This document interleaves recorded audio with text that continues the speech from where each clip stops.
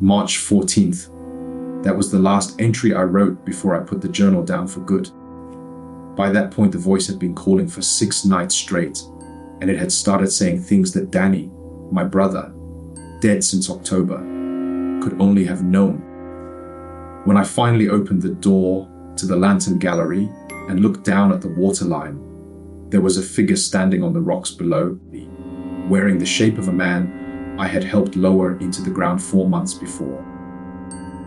My brother Danny died in a car accident on October 3rd, and by January I had run out of places to be that didn't feel like the inside of a coffin. A friend mentioned a lighthouse caretaker posting on Cape Harroway, a rocky promontory on the northern Maine coast, about 11 miles from the nearest town, where the Maritime Heritage Commission needed someone to handle basic maintenance and the small attached museum through the off-season months. No visitors, no co-workers, nothing between January and April but the lighthouse and the Atlantic. I took the job without asking many questions, which I think says everything about where I was mentally at the time. By January 12th, I was settled into the keeper's quarters at the base of the tower, and I started this journal because the silence was the kind that needed filling with something, even just words on a page, that no one would ever read. The logbook from the previous caretaker, a man named Russell Payne, who had the posting 2 winters before me, was sitting on the desk when I arrived. I flipped through it briefly, saw weather logs and tide notes, and set it aside without thinking much about it. The first few weeks were exactly what I had needed. January 13th, the lighthouse mechanism runs on a timer, and the actual work is minimal. Check the gears, log the weather readings, sweep out the museum on the ground floor with its dusty ship's wheel from an 1880 7 wreck and its yellowed maritime charts sealed under glass. January 19th, I heard something in the night, somewhere below the gallery down near where the rocks meet the water. A sound like a person calling, though I couldn't make out any words. But the wind off the Atlantic does strange things against the cliff face, and I told myself that, and I put it out of my mind. January 26th, I have been sleeping better than I have since October, which surprised me, because the foghorn on the eastern point fires twice an hour, and you would think that would keep you awake. But I was too empty for insomnia. February 1st, the sound again, same hour, just past 2 in the morning, and this time I sat up in the dark and actually listened. And something about the cadence of it made my stomach go cold. I told myself for 2 more weeks that grief does this, that you hear your dead brother's laugh in a crowded room and you walk a little faster, that you hear his voice in a TV commercial and you change the channel without letting yourself think about it, and that whatever was coming up through the rocks at night was the same kind of thing, just wind and acoustics and a brain that hadn't finished processing October. But February 2nd, the voice said my name, not just any name, but the specific nickname Danny had called me since we were kids, the one that had effectively died with him in October because he was the last person still using it. And it said it clearly enough that I got out of bed, walked to the window, and looked down at the rocks. They were empty. The water below was flat and black in a way that felt wrong for the weather, completely still, while the wind was blowing hard enough to rattle the window frame in its casing.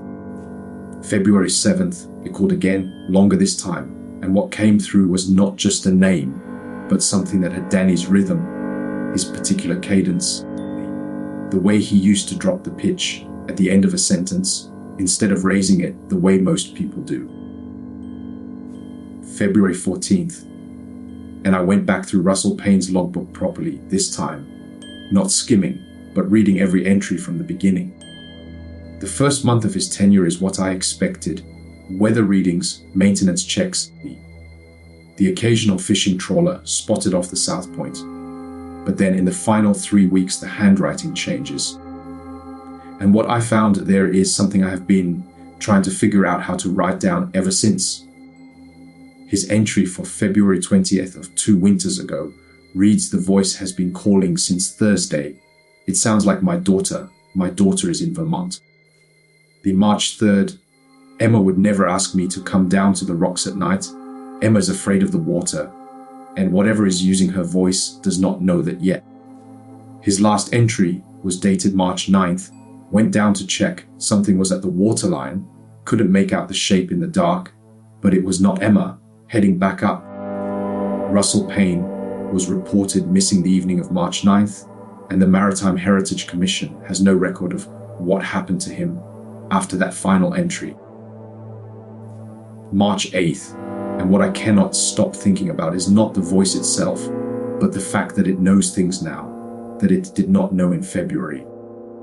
In the beginning, it only had Danny's sound. His vowels, the gravel in his lower register, the way he ran his words together when he was tired. But last night it mentioned our mother by her first name and accurately described a specific argument at Thanksgiving 3 years ago, a moment I had genuinely half forgotten. And the exact thing Danny had said at the end of it to make everyone laugh and let the tension out, which is a detail I have never told another person. I don't know how it learns. The March 14th, the voice is at the door now, not down at the rocks anymore, but at the actual door of the lighthouse base, at the bottom of the stairs. And what I heard coming through the wood was my own voice, not Danny's but mine, telling me it was cold out, that I should come, that Danny was waiting for me at the water. I stood at the top of the stairs for a long time with my hand on the railing. Then I went down and opened the door. I want to be precise about what I saw. There was a figure standing about 40 feet out on the rocks at the edge of the lantern's reach, and the proportions were wrong in a way I cannot fully describe. It was the right height for my brother, but the neck was too long, and the arms hung several inches below where arms are supposed to end, and the way it was standing was slightly off center in a way that made me think of something balanced on a surface it wasn't designed for. It looked at me, and I am certain it looked at me, because the moment I stepped outside and our eyes met, the voice stopped completely, and the silence that followed was worse than 6 weeks of the voice had ever been. I went back inside, locked the door, and radioed the commission at first light to say I was leaving, and that they should find someone else for the spring, and when they asked me why, I said I was not going to explain it in a way that would make sense to anyone who hadn't been there. I'm in my car now, parked on the coastal road, 11 miles south of the lighthouse, with Russell Payne's logbook on the passenger seat beside me. Somewhere behind me, faint enough that I could still convince myself it's the wind, I can hear my own voice calling my name.